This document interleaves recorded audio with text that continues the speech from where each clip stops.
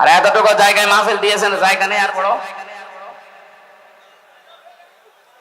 কথা বলবেন। এখন কিচ্ছু করার নেই, যে যেভাবে আছেন হয় দাঁড়িয়ে থাকেন, বসে থাকেন, নাই বাড়ি চলে যান, কথা বলবেন না। আপনার কারণে যদি এটা ডিস্টার্ব হয় কবিরা গুনাহ হবে। এসেছেন তো নফল সওয়াব আদায়ের জন্য, কোনো চাপাচাপি নেই। কোথায় চাপবে? প্যাকেট হয়ে যাবে না সবাই গরমে। যেখানে আছেন ওইভাবে থাকেন, যতক্ষণ পারেন শোনেন, নাই বাড়ি চলে যাবেন, কথা বলবেন না। হাদিস পড়লাম কি, তোমার ভাই যদি জালেম হয় অথবা মাজলুম হয় তাকে সাহায্য করো। সাহাবীরা বলেছিলেন, হে নবী, আমার ভাই যদি মাজলুম হয় তাকে সাহায্য করা যায়, যদি জালেম হয় আমি কি করে সাহায্য করব? বিশ্ব নবী বললেন, তুমি তাকে জুলুম থেকে ফেরাও। তাকে যদি জুলুম থেকে ফিরিয়ে রাখতে পারো তাহলে তাকে সাহায্য করা হয়। আর যদি জুলুম করার জন্য কেউ কাউকে সাহায্য করা জেনে বুঝে কেউ যদি জানে যে লোকটা জালেম, এরপরও তার পক্ষে থাকে, সে সঙ্গে সঙ্গে নবীর উম্মত থেকে খারিজ হয়ে যায়। এই 15.5 বছর যিনি পালিয়েছে আপনাদের পুত্রবধূ, জেলার জন্য, থানার জন্য একটা কলঙ্ক। আমার কুষ্টিয়ায় জন্ম, আমার একটু আফসোস লাগে মাঝে মাঝে, আল্লাহ অন্য জেলায় জন্ম দিলে ভালো হতো। কারণ এই জেলাতে এমন একটা সমস্যা, সারা বাংলাদেশে সহ বিশ্বে আমি বহু জায়গায় গিয়েছি, কোন জায়গায় আমি দেখিনি যে পুলিশ পাহারা দিয়ে গাঁজা খাওয়ায়। সারা বিশ্বে মনে হয় কুষ্টিয়ার এই জায়গাটা, যেখানে পুলিশ পাহারা দিয়ে নির্বিঘ্নে গাঁজা খাওয়ায়। মহাস্থানগড়ে আছে, এটা পাহারা দিয়ে খাওয়ায়। তারপরও এটা এত নাম করা না। মহাস্থানগড় আমার মনে হয় বহির্বিশ্বে এরকম চেনে না, কিন্তু বাইরের বহু দেশে আমি লালনের মাজার, এই শয়তানরা সবাই চেনে।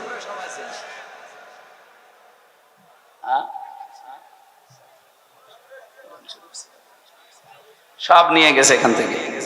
এখানে কেউ যেন আর আসবেন না ভাই, আমাকে ঘন্টা খানেক সময় দেন। আমি গুরুত্বপূর্ণ একটা বিষয় নিয়েছি, আমার আলোচনার বিষয় ক্ষমা। এটা খুব দামি বিষয়, যার জীবনে এটা নেই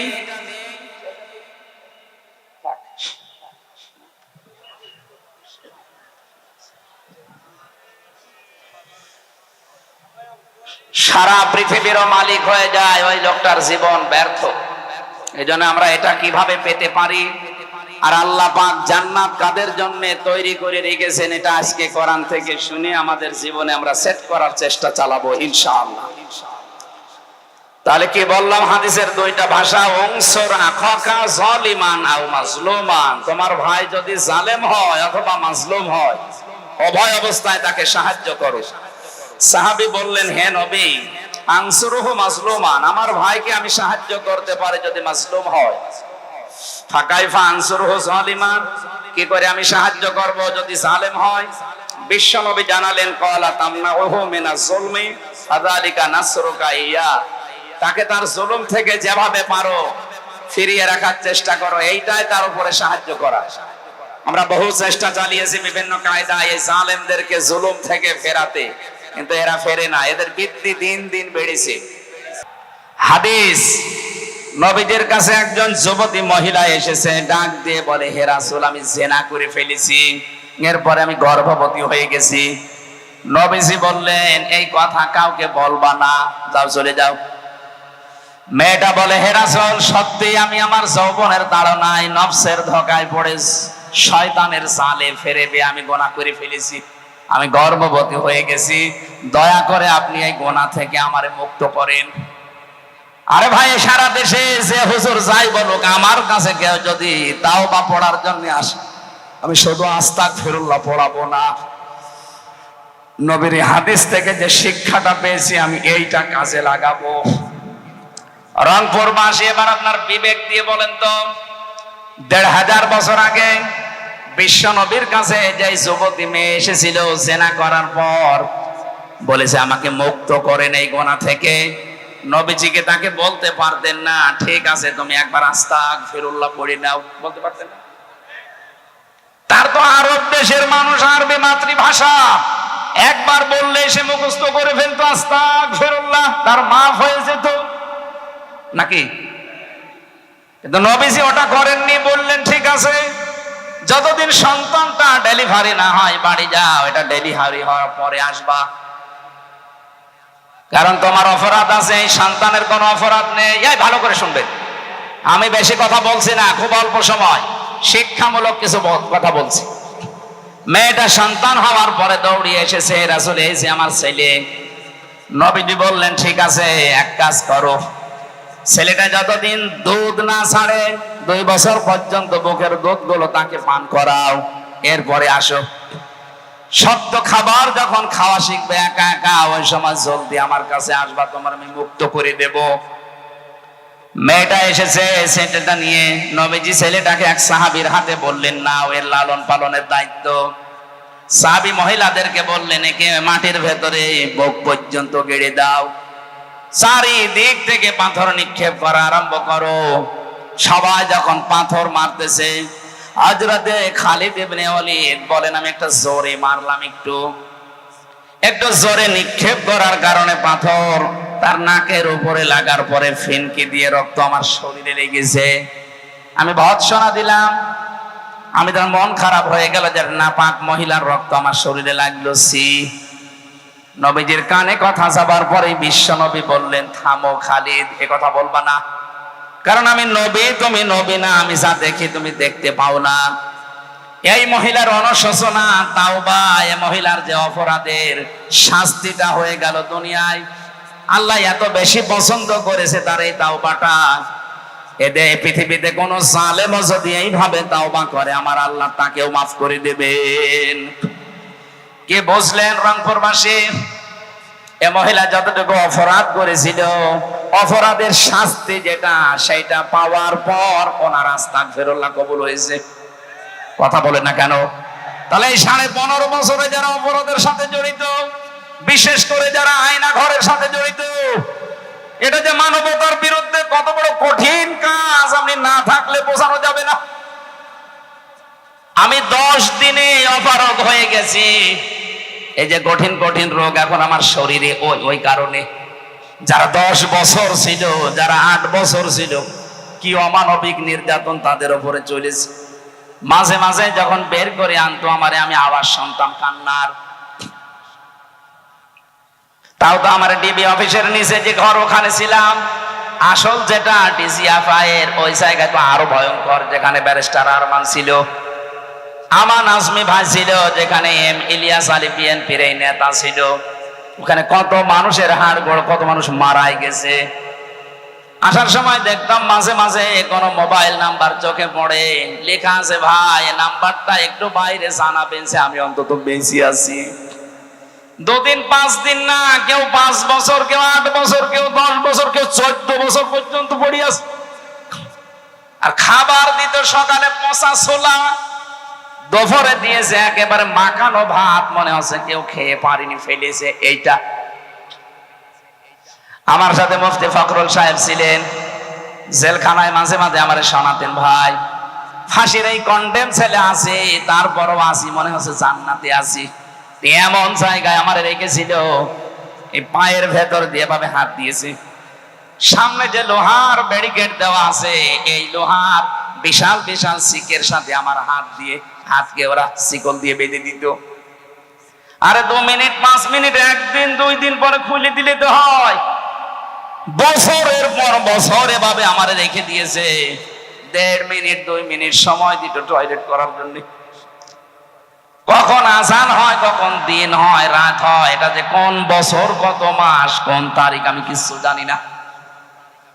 আপনি বলেন তো কি অবস্থা তৈরি করেছিল তাদের উপরে। এই জালেম যারা, এর সাথে যারা জড়িত, তারা নাকি 10 দিন 12 দিন 15 দিন পর পর একবার দেখতে যেত। মানুষের এই চিৎকার কান্না আর আর্তনাদ শোনার পরে তারা অট্ট হাসি দিত যে দেখ কেমন লাগে। আমার মনে হয় আল্লাহ পুরা উল্টি এখন ওই জালেমদের উপরে ওইটা চাপিয়ে দিয়েছে। আদালতের দিকে তাকান, এই দালাল সুমন, এই দরবেশ বাবা, এই নওগাঁর একজন ছিল সাধন চন্দ্র মজুমদার, খাদ্যমন্ত্রী ছিল। গত পরশুদিন এক শয়তান ধরা পড়েছে। মৌলভীবাজারে বাড়ি, অবাধ্যজ্ঞ আব্দুল শহীদ ও কি পড়িয়েছে সারা জীবন ও জানে আর আল্লাহ জানে। যে লোকটা এত শিক্ষিত হতে পারে তার বিবেক মরে যায় কি করে? তার বাড়ি থেকে এখন 3 কোটির উপরে টাকা পাওয়া গেছে বস্তা ভর্তি। দেশের মানুষ না খেয়ে মরে আর শয়তানদের বাড়িতে বাড়িতে কোটি কোটি টাকা পাওয়া যাচ্ছে। 85 ভরি স্বর্ণ পাওয়া গেছে। একজন বাঁচতে কত টাকা লাগে মানুষের? এটা মজারে। আল্লাহ বলেন আমি ওদের হেদায়েত দিচ্ছি না, দেবও না। আল্লাহ আমাদেরকে যেন জালেম হওয়া থেকে বাঁচান। আমরা মজলুম আছি, মাজলুম আল্লাহর কাছে অনেক দামি বিষয়। সারাটা জীবন যেন কম বেশি আমরা মাজলুম থাকি, যেন জালেম না হই। বলেন আমিন। দরুদ সালাম পাঠ করার মাধ্যমে আমাদের আজকের আলোচনার বিষয় যেহেতু ক্ষমা বলেছি, সূরা আলে ইমরানের 133 নম্বর আয়াত পড়েছি। তাফসীর মাহফিল লিখেছেন, তাফসীর আকারে কথা বলার চেষ্টা চালাবো ইনশাআল্লাহ। যতটুকু পারেন জবান খুলে আয়াতটুকু পড়েন। আউযু বিল্লাহি মিনাশ শাইতানির রাজিম। বিসমিল্লাহির রহমানির রহিম। ওয়াসারিউ ইলা মাগফিরাতিম মির রাব্বিকুম ওয়া জান্নাতিন আরদুহাস সামাওয়াতু ওয়াল আরদ উইদ্দাত লিল মুত্তাকিন। আল্লাহ পাক বলেন, হে পৃথিবীর মানুষেরা, তোমরা সকলে মিলে দৌড়াও। ওয়াসারিউ বহু বচন, একজন দুইজন না, সবাই মিলে দৌড়ানো আরম্ভ করো। ইলা মাগফিরাতিম মির রাব্বিকুম, তোমাদের রবের ক্ষমার দিকে। কারণ ক্ষমা করার একচ্ছত্র মালিকানা যেটা আল্লাহর সাথে সম্পৃক্ত, ওইটা আল্লাহর। এখানে দুইটা বিষয় পাওয়া যাচ্ছে। এই এদিকে তাকান। কেউ যদি মাপ পেতে চায়, বিষয় দুইটা, একটা হাক্কুল ইবাদ আর একটা হাক্কুল্লাহ। আপনি আল্লাহর সাথে কোনো দোষ যদি করে থাকেন তার কাছে মাপ চাবেন। নামাজ পড়েননি, রোজা রাখেননি, হজ করেননি, এই বিষয়গুলো আমার আল্লাহর সাথে সম্পর্কিত। যদি এগুলো কেউ দুনিয়ায় না করে থাকে, সে যেন অবশ্যই আল্লাহর কাছে ক্ষমা চায়। উনি ইচ্ছা করলে মাফ করবে, ইচ্ছা করলে শাস্তিও দিতে পারে। কিন্তু যে বিষয়টা বান্দার সাথে জড়িত, এটা আমার আল্লাহ মাফ করবেন না ওই বান্দা যতক্ষণ ক্ষমা না করেন। এই জন্য যারা মানুষের উপরে জুলুম করেছেন, তাদের অধিকার নষ্ট করেছেন, আগে তাদের কাছে যেয়ে স্বীকার করবেন, মাফ চাবেন, ক্ষমা চাবেন। আর আমার ভয় লাগে এই কারণে, 15.5 বছর যাদের উপর জুলুম, অত্যাচার, নির্যাতন করেছেন, তাদের অনেকেই কিন্তু 15.5 বছরে কবরে চলে গেছে। কথা বলেন না কেন? আপনি এখন তাদের কাছে মাফ চাবেন কি করে? এই জন্য আপনি জালেম, আপনার সব শেষ। দুনিয়া আখিরাত আপনি হারিয়ে ফেলেছেন। অন্তত এইরকম পর্যায়ে আমরা যারা নেই, তারা এখন মাফ চাওয়ার জন্য, ক্ষমা চাওয়ার জন্য আল্লাহর দিকে দৌড়াচ্ছি। কম বেশি যদি এরকম আমাদের জীবনে কিছু হয়েও থাকে, অন্তত যারা বেঁচে আছে আপনি তাদের কাছে যে মাফ চেয়ে নেবেন। হ্যাঁ, বাপ হিসাবে যদি সন্তানের উপরে জুলুম করে থাকেন, অনেক বাবা আছে হজ করতে যাওয়ার আগে ছেলের নামে ভালো ভালো সম্পদ লিখে দেয়, আর মেয়েকে বলে মা তোর জন্য আমি দোয়া করে দেব কাবা ঘর ধরে। আপনার জীবনও হজ কবুল হবে না, কারণ আপনি এই মেয়েটার হক নষ্ট করে হজে যাচ্ছেন। আগে তার জমি ফেরত দেন, টাকা দিয়ে দেন, এরপরে দোয়া করেন। কথা বলেন না কেন? আমাকে ধরার পরে আমার বাবার কাছ থেকে বলেছিল 10 দিন রিমান্ড দিয়েছে আদালত। ছেলেকে যদি বাঁচাতে চান তাহলে 10 লাখ টাকা তাড়াতাড়ি নিয়ে আসেন। আমার বাবা গ্রাম্য মানুষ, তাড়াতাড়ি করে ভয়ের চোটে 8 লাখ সঙ্গে সঙ্গে যেভাবে হোক ধার কর্জা করে দিয়েছিল। বলেছিল টাকা যদি বাকিটা আর 2 দিনের ভেতরে না দেন 50টা মামলা দেব। বাবা কথা ঠিক রেখেছিল বাকি টাকা দিয়ে, কিন্তু ওই শয়তানরা কথা ঠিক রাখে নাই, পরের দিন আবার মামলা দিয়েছে। আপনি এরকম জুলুম করতে পারলেন, অথচ নিজে নিজেই মাঝে মাঝে আমারে বলতো হুজুর আপনাদের কোনো দোষ নেই, এটা আমরা জানি, আপনি যে কোনো কিছুর সাথে জড়িত না এই মামলার, তাও আমরা জানি। তাহলে আপনি এরকম করেন কেন? 11 ঘন্টা আমারে টাঙিয়ে রাখলেন, আমার চোখে কালো কাপড় দিয়ে বেঁধে হাত পেছনে দিয়ে টাইট করে সেই শিকল দিয়ে বাঁধা, মাথায় ডান্ডা বেড়ি লাগানো, দড়ি দিয়ে টাঙিয়ে রেখেছে রডের সাথে 11 ঘন্টা। দুপুর 2টায় নিয়ে গেছে, রাত 11:30টায় নিয়ে আসতেছে। 4 ওয়াক্ত নামাজ আমি এমনি আন্দাজে পড়েছি, আমি জানি না যে এখন দিন না রাত মাটির নিচে।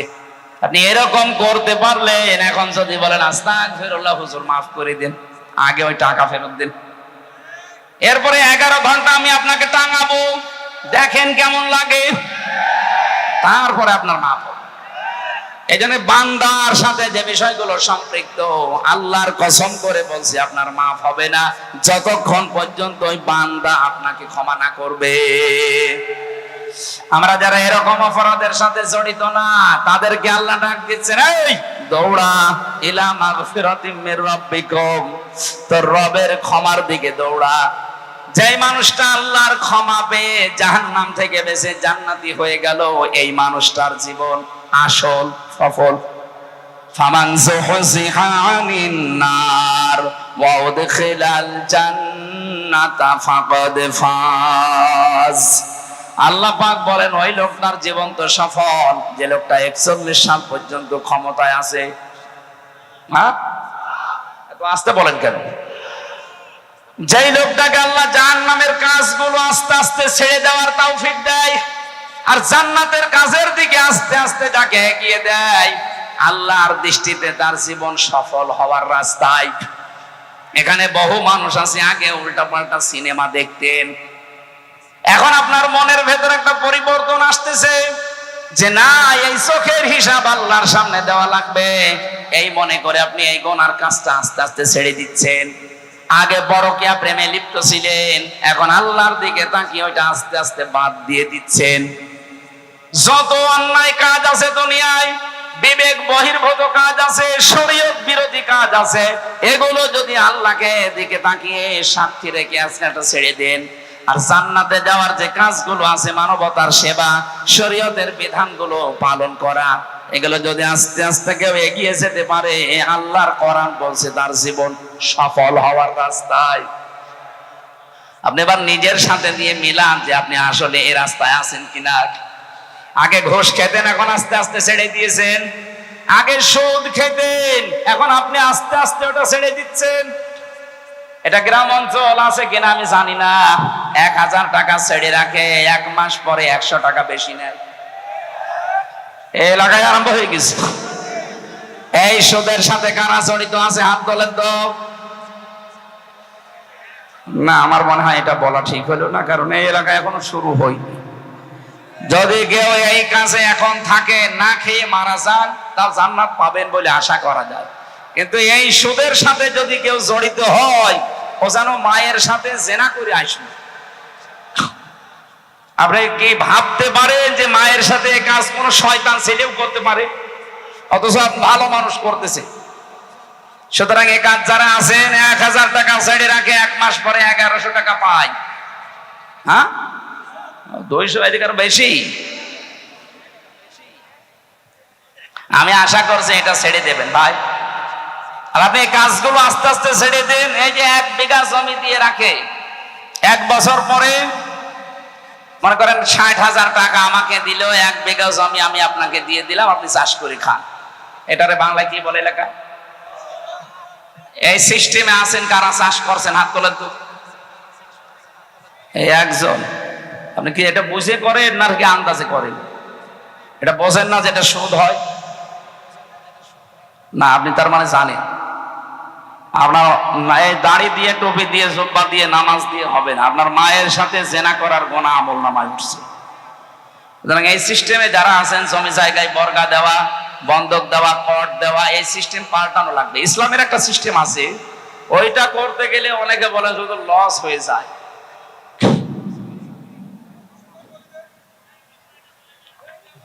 না, আমি 1 বিঘা জমি আপনার কাছ থেকে নিলাম, টাকা আমি দিয়ে দিলাম। যখন আপনি টাকা ফেরত দেবেন আমারে, মনে করেন 60,000 বললাম, তখন আপনি হয়তো 5-7 হাজার 10,000 টাকা আপনাকে 1 বছর 2 বছর 3 বছর যা করে খাবেন, এরপরে নেওয়ার সময় টাকাটা কম নেওয়া লাগবে। এই সিস্টেমে আমি জানি মনে হয় এলাকায় এগুলো চলে না, খালি হ্যাঁ নে, এটা সারা দেশের অবস্থা একই, মানুষ জেনে শুনে পায়খানা খাবে। আরে ভাই, আপনি তো ক্ষমা পেতে চান, আপনি যার জন্য এইরকম অবৈধভাবে টাকা ইনকাম করছেন, আমি সহ যারা বাম হাতের এই অবৈধভাবে ইনকাম আমরা করি, কি করি বলেন তো? টাকা পয়সা উপায় করি। এই টাকা পয়সাগুলো বিশাল স্তূপ মনে করেন হয়ে গেল, এগুলো তো আমি সব ভোগ করতে পারবো না। হয় আমার মেয়ে, আমার ছেলে, আমার বউ, কথা বলেন না কেন, আমার অবৈধ ইনকাম দিয়ে তারা আনন্দ ভোগ করার জন্য দুই পায়ে খাড়া, কিন্তু আমার এই ইনকামের জন্য যে অপরাধ, যে পাপ, একটা পাপও আমার বউ নেবে না।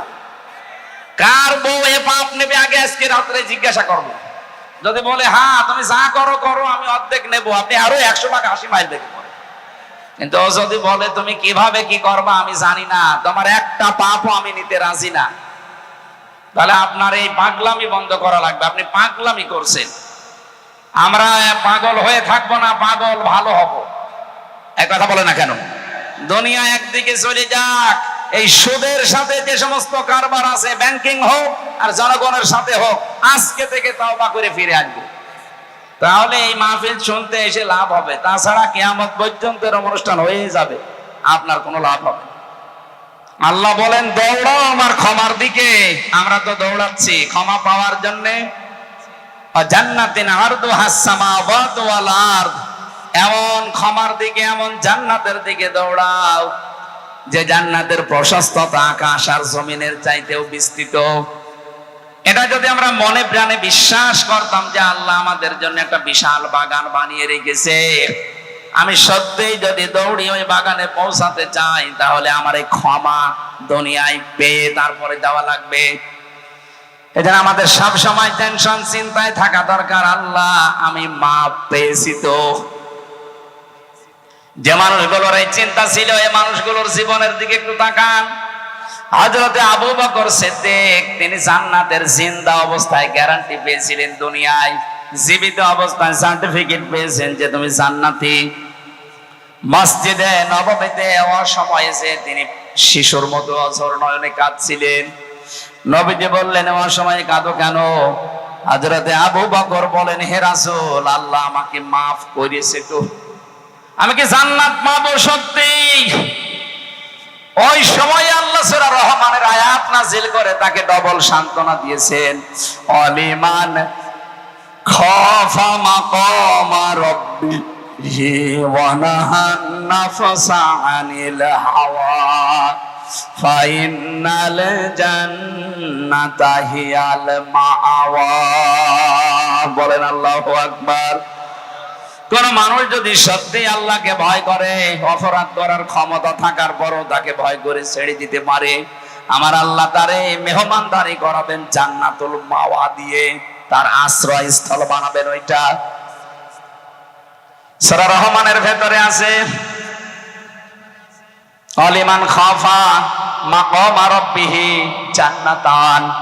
কোন মানুষ যদি সত্যি তার রবকে ভয় করতে পারে, এই ভয়ে কান্নাকাটি করে, আল্লাহ আমি মাপ পাবো তো, জান্নাত পাবো তো। আবু বকরকে যেমন আল্লাহ ঘোষণা দিয়েছিলেন আজকের এই দৃশ্যের জন্য, তোমার আমি ডবল জান্নাত দিয়ে দিলাম। তামাম পৃথিবীর মানুষের জন্য একটা করে জান্নাত পাবে। হযরতে সিদ্দিক আকবর আবু বকর এই অনুশোচনা করার কারণে জান্নাত পাবে ডবল। জোরে বলেন সুবহানাল্লাহ। বাংলার মুসলমানের জন্য সময় আমাদের এখন সীমিত অবস্থায় আছে হাতে। আমরা সব সময় এই টেন্ডেন্সিতে থাকি, এই প্রেশানে থাকি, আল্লাহ আমাকে মাফ করবা তো। যার ভেতরে যত বেশি এটা পয়দা হবে, তার দুনিয়ার জীবন তত পরিচ্ছন্ন হবে, তার গুনাহ থেকে বেঁচে থাকা সহজ হবে। পৃথিবীর এই জমিনটা যে ধোঁকা, তার কাছে পরিষ্কার হবে। চেয়ার বলেন, বউ বলেন, অর্থ সম্পদ বলেন, সবকিছু আল্লাহর ভাষায় যেহেতু ধোঁকা, এই ধোঁকাটা তখন সামনে এসে দাঁড়াবে।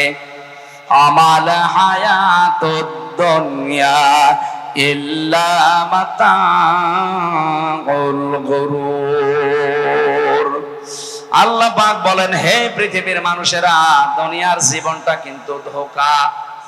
এজন্য আমরা অন্ধকারে যারা পড়ে আছি, আমি সহ প্রত্যেকে যেন আমরা থামি। আপনার স্ত্রী কিন্তু সত্যি ধোঁকা। আপনি আজকে মারা যান, দেখেন একদিনও আপনাকে আর রাতে পাহারা দেবে না, বলবে জিন আসবে। অথচ এর জন্য আপনি বাবা শাহজালাল সব হালাল করে ফেলেছিলেন। যেই সন্তানের সুখের জন্য তাকে একটা ভালো বাইক কিনে দেবেন, তাকে একটা মোটর যান কিনে দেবেন, এই জন্য আপনি বৈধ অবৈধ দেখেননি, বিভিন্ন প্রতিষ্ঠানে চাকরি করা অবস্থায় বাম হাতের ইনকাম করেছিলেন।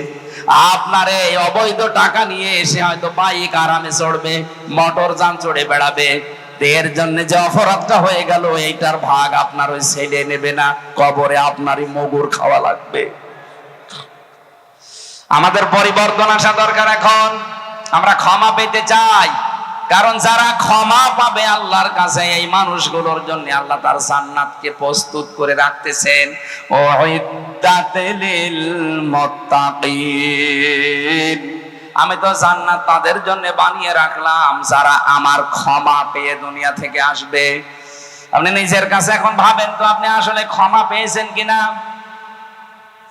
খলিফাতুল মুসলিমিন হযরত ওমর ঈদের দিন সকালবেলা অঝোর নয়নে ঘরের দরজা বন্ধ করে কাঁদছিলেন। হযরত আবু হুরায়রা বলেন, আমি সকালবেলা গেলাম, সবাই দেখে বিভিন্ন আনন্দে মেতে আছে, কিন্তু কান্নার আওয়াজ আসে খলিফার ঘর থেকে। দরজায় নাড়া দিলাম, ভেতর থেকে আওয়াজ এলো কে? বাইরে থেকে বললাম, খলিফা আমি আবু হুরায়রা এসেছি, ঈদ মানে খুশি, ঈদ মানে আনন্দ, আজকে সবাই আনন্দে আছে, আপনি কাঁদেন কেন? হযরত ওমর দরজা খুলে দিলেন, দেখলাম দাড়ি বেয়ে বেয়ে পানি পড়ছে, সেজদায় পড়েছিল। আমারে বলছে, আবু হুরায়রা ঈদ মানে খুশি আনন্দ, তাদের জন্য যে মানুষগুলো 30টা রোজা কবুল হয়ে গেছে, যারা এই গ্যারান্টি পেয়েছে যে আল্লাহ তাকে মাফ করে দিয়েছে। আমি ওমর এখনো পর্যন্ত গ্যারান্টি পাইনি যে আল্লাহ আমাকে মাফ করেছে কিনা, তা আমি কি নিয়ে আজকে আনন্দ করব? রংপুরবাসী তারাও মানুষ ছিল, আমরাও মানুষ। তাদের টেন্ডেন্সি ছিল কি, তাদের চিন্তা ভাবনা ছিল কি, আর আমরা কোন লাইনে আছি? এটা শুধু আপনাকে বলছেন, আমার নিজের জন্যও বলছি। আমার নিজেরও পরিবর্তন হওয়া লাগবে এখন থেকে। কখন? এখন থেকে। তাদের জীবনটার দিকে তাকালে আমাদের জীবন পরিবর্তন হতে কিছু না কিছু বাধ্য। ছেলেটাকে তিনি মাদ্রাসায় দিলেন, এরকম মক্তব মাদ্রাসায়। হযরত আব্দুল্লাহ